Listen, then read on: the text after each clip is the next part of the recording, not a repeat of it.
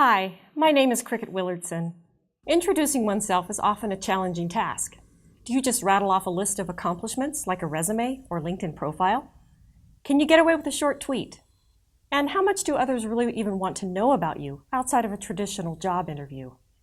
If Twitter had existed in my 20s, after I graduated from BYU with a master's in English and rhetoric and newly married, my bio might have enthusiastically stated, "Looking to win the Grand Prix race of life.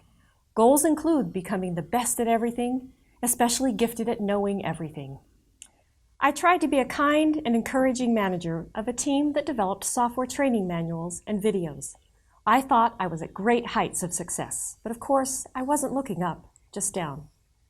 As I went into my 30s, I moved to Franklin Covey, where I became an instructional designer of Franklin Covey's premier training of the 7 Habits of Highly Effective People.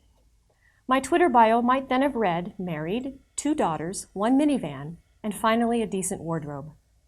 Gifted at knowing almost everything. Midway into my 30s, however, I moved into Franklin Covey's premier sales consulting group. Suddenly, I was working with people who were clearly way smarter than I was. Now I was working with former CEOs and VPs of sales, who were themselves working with multi-billion-dollar clients.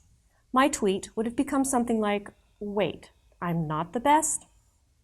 So I started teaching MCOM 320 to at least pretend to know everything about something, at least enough to help students successfully communicate in their careers.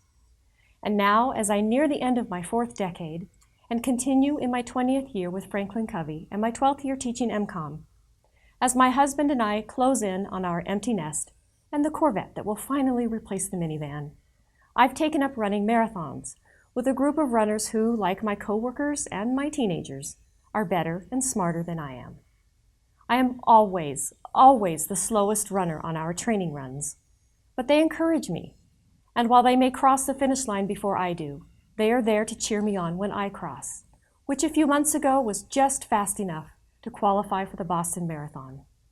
It's liberating to no longer need to be the one who knows everything or has to be better than anyone else. Now my tweet would simply say, "Keep going, I'll catch up."